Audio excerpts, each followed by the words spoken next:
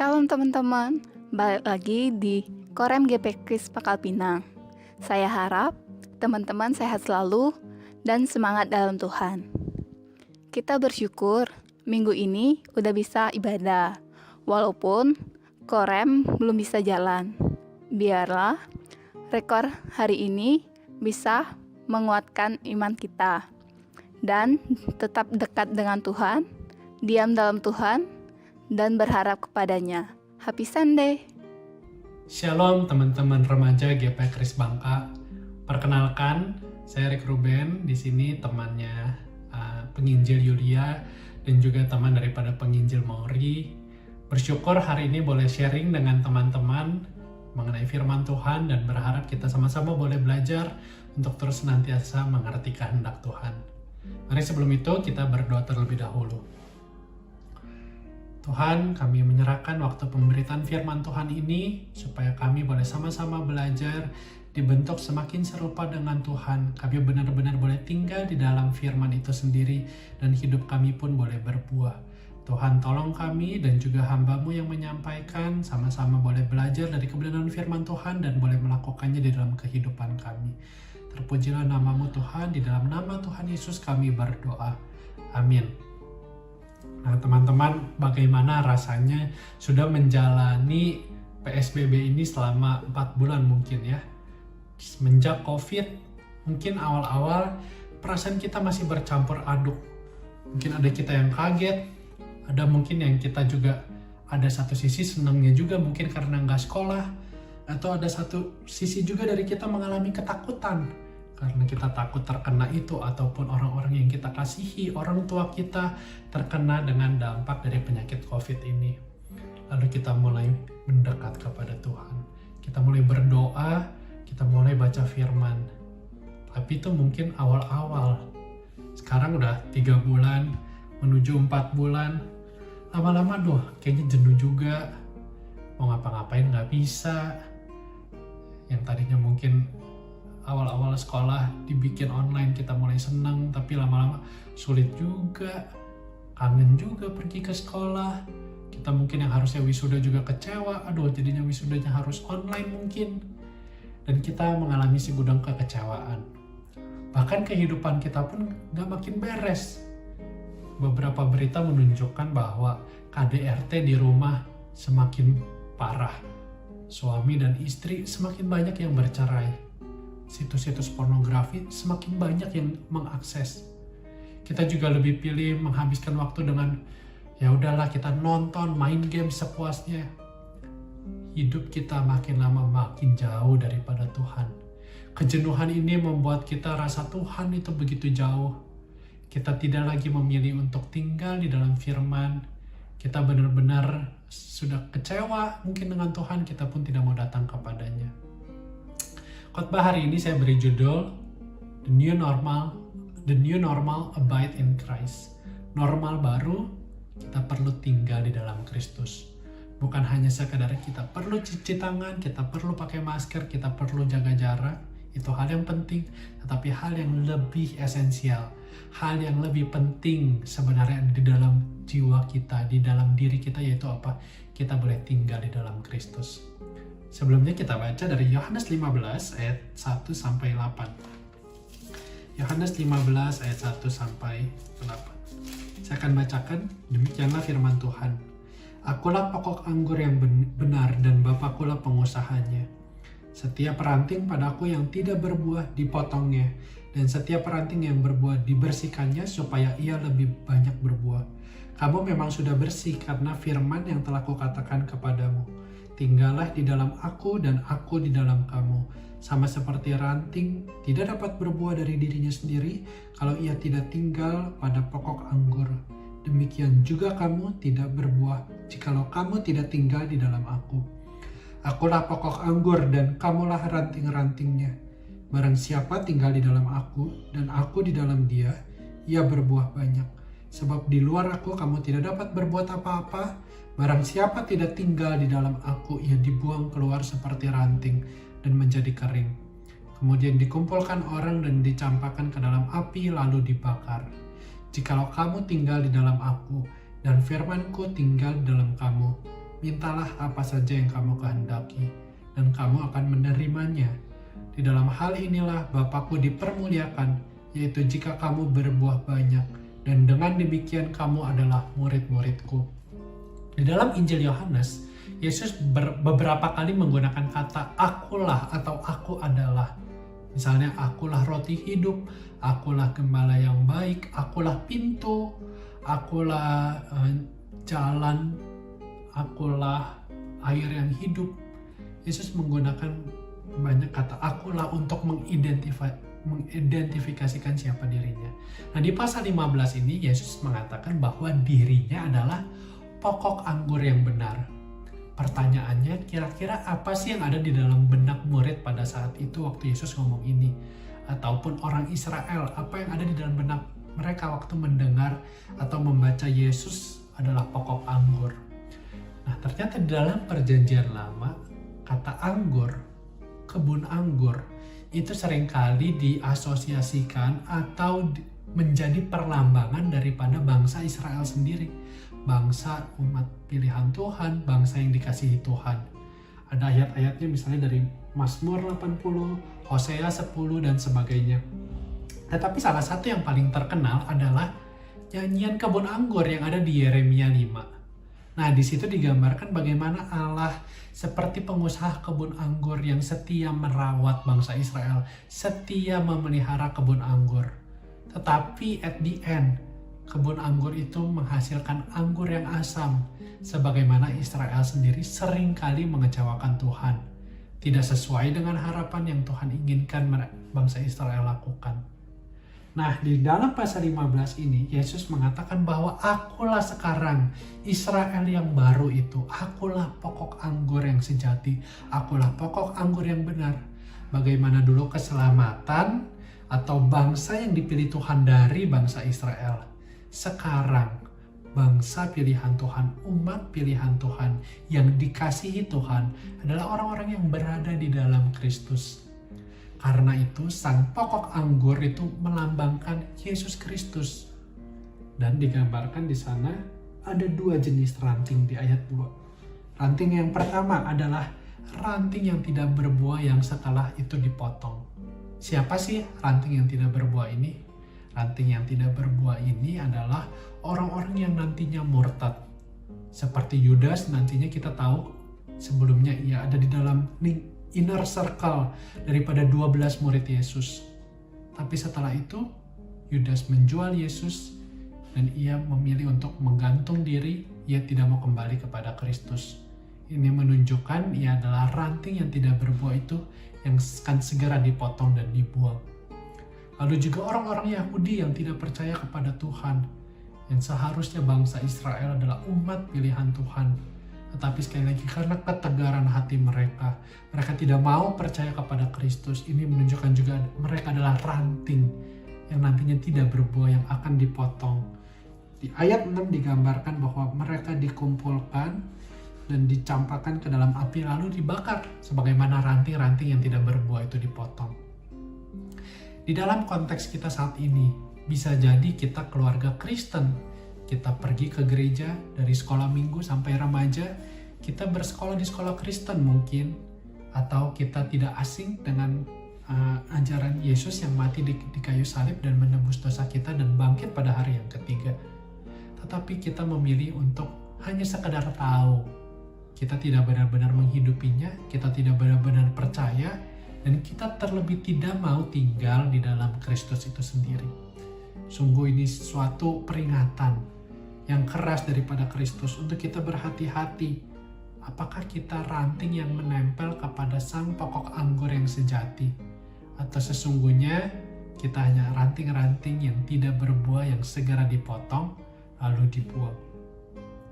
Yang kedua, yang tentu saya lebih berharap kita ada di posisi ini, yaitu adalah ranting-ranting yang berbuah. Nah, ranting-ranting yang berbuah ini harus menempel kepada sang pokok anggur yang benar. Yesus sendiri memakai kata tinggal di dalam perikop ini sebanyak 10 kali. Dari ayat 4 sampai ayat 14, kata tinggal muncul sebanyak 10 kali. Kata meno itu dalam bahasa Yunani-nya ya, menunjukkan ada relasi yang kuat. di antara ranting dengan sang pokok anggur itu harus nempel. Di luar itu kamu tidak bisa berbuat apa-apa, kata firman Tuhan. Di luar itu kamu tidak akan berbuah. Dan kamu akan menjadi ranting yang nantinya dipotong dan dibuang. Nah, kalau seperti ini, Tuhan Yesus ingin memberikan kita satu teguran bahwa setiap kita yang ingin berbuah banyak, kita harus punya relasi yang kuat di dalam Kristus. Menarik, binatang siput mempunyai cangkang. Yang saya tadinya pikir cangkang itu hanya untuk melindungi dirinya dari serangan predator ataupun binatang lain, tetapi ternyata cangkang ini adalah juga organ ataupun bagian tubuh yang dipakai siput ini untuk bernafas. Jadi di cangkangnya itu ada pertukaran gas antara udara dan darah yang terjadi pada dinding lubang paleal, yang di situ banyak pembuluh darah. Jadi siput di luar cangkang ini, dia akan mati karena dia tidak bisa bernafas. Cangkang itu harus senantiasa nempel dengan tubuh si siput itu sendiri. Demikian juga kita sebagai ranting yang ingin berbuah, kita harus senantiasa nempel dengan sang pokok anggur, yaitu Kristus sendiri. Dan sebagai ranting yang nempel itu, di dalam pokok anggur ditulis juga bahwa kita akan dibersihkan, bahwa kita akan dibersihkan oleh sang pengusaha kebun anggur supaya kita lebih bisa banyak berbuah. Misalnya dari banyak ada cacing-cacing atau ada parasit di dalam ranting itu akan segera dikikis, dipotong supaya kita semakin efektif berbuah. Tentunya proses dikikis, proses dibersihkan bukanlah proses yang mengenakan. Seringkali ini adalah proses yang menyakitkan. Demikian juga firman Tuhan mengatakan di ayat 3, kamu memang sudah bersih karena firman yang telah kukatakan kepadamu. Pembersihan daripada Tuhan sendiri terhadap si ranting daripada pokok anggur itu tidak terlepas daripada firman Tuhan yang dikatakan kepada setiap kita. Kita terus dibersihkan, kita terus dievaluasi lewat apa? Lewat firman Tuhan. Sekalipun mungkin gak enak, kita harus mengampuni orang yang kita benci. Kita harus menerima kembali orang-orang yang tadinya mengecewakan kita. Kita harus mengubah kebiasaan-kebiasaan yang selama ini kita sudah enjoy, yang kita sudah terikat kepadanya. Banyak hal yang Tuhan masih mau kita kikis, kita potong, kita bersihkan, supaya kita semakin banyak berbuah. Nah teman-teman, sekali lagi di masa-masa pandemi ini pun bisa menjadi bentuk daripada pembersihan Tuhan kepada setiap kita orang percaya. Kita dibentuk, kita dibersihkan, supaya karakter kita makin kuat, supaya kita semakin tinggal di dalam Kristus, dan kita boleh semakin berbuah. Di dunia kita sekarang adalah dunia yang menuntut adanya buah. Kita ingin karya-karya yang baik. Kita ingin orang-orang yang produktif. Bikin channel podcast, channel YouTube. Kita ingin bikin banyak karya. Karena dunia kita ini menuntut buah. Kita juga mungkin kalau di rumah malas-malasan, orang tua kita, ayo olahraga, ayo bantu mama ngapain. Kita harus produktif. Dan Alkitab juga mengatakan bahwa ya hidup kita harus berbuah. Tetapi ingat, yang paling penting bukan cuma sekedar berbuahnya, tetapi prosesnya. Apakah kita benar-benar berbuah dari satu pokok anggur yang sejati? Apakah kita tinggal, proses itu kita tinggal di dalam Kristus, dan itu berbuah karena kita tinggal di dalam Kristus. Jadi benar-benar itu hal yang organik, itu hal yang natural. Kita bisa berbuah karena ada Tuhan tinggal di dalam diri kita. Dalam bagian ini Yesus sebenarnya juga lagi mengajarkan tentang konsep Roh Kudus. Parakletos di pasal 14-16 ya, kata parakletos itu diterjemahkan sebagai penghibur, digambarkan juga sebagai roh penolong. Dan Roh Kuduslah yang akan memampukan kita sebagai orang-orang percaya untuk apa? Hidup berbuah. Nanti ada konsep buah roh ya. Bagaimana buah itu pun bisa sekitar kita merasakan akan enaknya, manisnya buah tersebut. Jadi Kristus itu bukan hanya menjadi sekedar tempelan buat kita. Kita orang percaya, kita ke gereja, kita doa makan. Tapi Kristus harus menjadi fokus hidup kita. Kristus menjadi tujuan hidup kita, maka dari situ saya bisa jamin hidup kita akan berbuah. Hidup kita akan memuliakan Dia. Suatu kali anak kecil bertanya kepada seorang pendeta yang baru selesai KKR. Dia bilang, Pak Pendeta, tadi Pak Pendeta bilang suruh mengundang Yesus masuk ke dalam diri kita. Bagaimana mungkin? Tuhan Yesus itu kan begitu besar. Saya ini begitu kecil. Kalau Tuhan masuk ke dalam diri saya, Tuhan Yesus itu pasti akan meluber keluar. Pemikiran yang polos dari anak kecil. Tetapi pendeta ini berkata, itulah intinya nak. Wah, pendeta ini malah membenarkannya.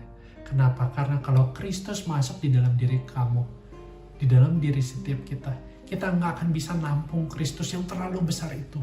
Saat kasih Kristus yang begitu besar masuk ke dalam diri kita, itu pasti akan terluber keluar.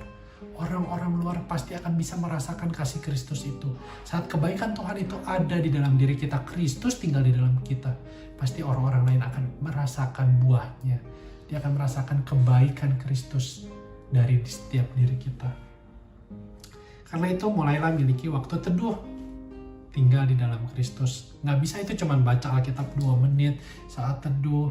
Yang penting udah doa makan, doa sebelum tidur, ABCD, kita doain seperti biasa formalitas, lalu kita bilang kita tinggal di dalam Kristus.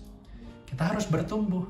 Kita merenungkan firman Tuhan, kita baca, kita benar-benar menghidupinya, kita pikir, iya di dalam konteks saya di masa sekarang, saya sebagai anak SMP, SMA, saya akan kuliah mungkin, apa yang saya bisa lakukan dari firman ini?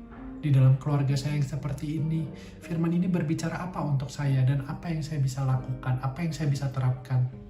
Maka saat Kristus, saat firman tinggal di dalam diri kita, otomatis kita akan berbuah. Semakin dibersihkan, semakin bisa berbuah banyak. Itulah yang Yesus ajarkan di sini. Yesus sendiri pun juga mengatakan demikian. Yesus menghidupi secara demikian. Kalau di Injil, di Markus 1 ayat 35, di tengah kesibukannya, pagi-pagi benar, Yesus cari tempat yang sunyi lalu berdoa kepada Bapanya. Yesus tahu benar relasi yang paling penting di dalam kehidupannya adalah relasinya dengan Bapanya. Dengan demikian ia bisa berbuah. Apa buah Yesus? Di dalam pelayanannya menolong orang-orang kecil, yang menyembuhkan orang-orang yang sakit, menyembuhkan orang-orang yang lumpuh dan sebagainya. Dan yang paling besar buahnya, saat Yesus mengerjakan kehendak Bapa yang paling besar, yaitu ia harus mati di kayu salib. Dan ia sedang menyelamatkan engkau dan saya, umat manusia daripada dosa. Saya akan bacakan dari Yohanes 12 ayat 24. Yohanes 12 ayat 24. Aku berkata kepadamu, sesungguhnya jikalau biji gandum tidak jatuh ke dalam tanah dan mati, ia tetap satu biji saja. Tetapi jika ia mati, ia akan menghasilkan banyak buah. Kristus yang telah mati itu, ia menghasilkan banyak buah. Engkau dan saya yang bisa percaya adalah bagian daripada buah, daripada karya penebusannya. Saya akan menutup dengan kisah daripada Hudson Taylor. Hudson Taylor adalah misionaris dan bisa dibilang pionir daripada, salah satu pionir daripada pembawa Injil ke negeri China. Hidupnya tidak mudah. Dari kenyamanan dia di Inggris, dia pergi ke China memberitakan Injil. Berkali-kali ia mendapatkan tekanan, ia mengalami kedukaan karena teman-temannya meninggal. Waktu itu lagi pemberontakan Boxer. Dan ia begitu tertekan, jatuh bangun. Tapi ia senantiasa stay di dalam Tuhan, tinggal di dalam Kristus. Dan ia berbuah banyak. Apa itu buahnya? Orang-orang China yang dimenangkan. Sampai sekarang, China bertumbuh kekristenan begitu pesat. Tidak bisa dilepaskan daripada jasa Hudson Taylor yang awal ya, memberitakan Injil. Sekalipun menderita, sekalipun kesulitan, ia lihat itu sebagai bentuk pembersihan Tuhan supaya dia semakin berbuah, semakin berbuah. Anaknya dia menulis, Howard Taylor ya, menulis di dalam buku Hudson Taylor Spiritual Secret. Dia bilang seperti ini, hari-harinya yang paling penting itu ya adalah waktu dia berdoa. Dia berdoa itu jam berapa? Dia bilang waktu yang dia pakai untuk berdoa biasanya jam 2 sampai jam 4 pagi. Ya, setiap harinya untuk apa? Untuk dia bisa berdoa tanpa diganggu oleh siapapun. Jadi dia selalu save waktu yang terbaik jam 2 sampai jam 4 pagi. Di situ dia bisa menanti jawaban Tuhan. Dia bisa menanti Tuhan. Dia bisa berdoa. Dan dia selalu memegang Alkitab kecilnya. Ada yang dia bawa untuk dia renungkan. Inilah kehidupan Taylor. Kehidupan Hudson Taylor. Dia merenungkan firman Tuhan. Dia berdoa. Dia selalu menjaga waktu teduhnya bersama dengan Kristus. Dan inilah alasan daripada Hudson Taylor sendiri pun menjadi orang yang dipakai Tuhan yang sangat berbuah, bahkan memenangkan kekristenan orang-orang yang tadinya tidak percaya boleh percaya kepada Tuhan di negeri China. Kiranya Tuhan menolong kita untuk kita boleh stay di dalam Tuhan dan kita juga boleh berbuah. Mari kita berdoa. Tuhan, tolong setiap kami untuk kami juga boleh setia tinggal di dalam Sang Firman, tinggal di dalam pokok anggur yang benar, tinggal di dalam Kristus, supaya kehidupan kami boleh otomatis, secara natural, secara organik berbuah dan terus berbuah. Bersihkanlah kami senantiasa Tuhan, sekalipun itu mungkin menyakitkan buat kami, tetapi demi kemuliaan-Mu Tuhan, bersihkanlah kami supaya kami boleh lebih banyak berbuah. Tuhan, tolong setiap teman-teman yang menonton video ini, buat hamba-Mu juga kami boleh terus belajar untuk stay, untuk tinggal di dalam Kristus. Di dalam nama Tuhan Yesus kami berdoa. Amin.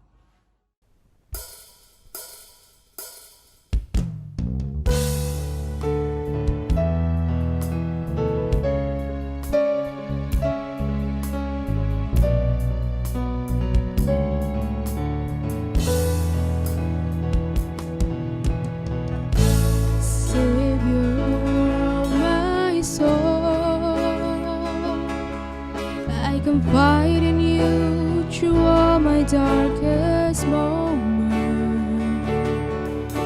In you I find my peace, my comfort when I'm weak. I trust in you through storm and raging sea. Faithful, you're my God. You're the glory and the lifter of my head. Your light, it fills my day. It leads me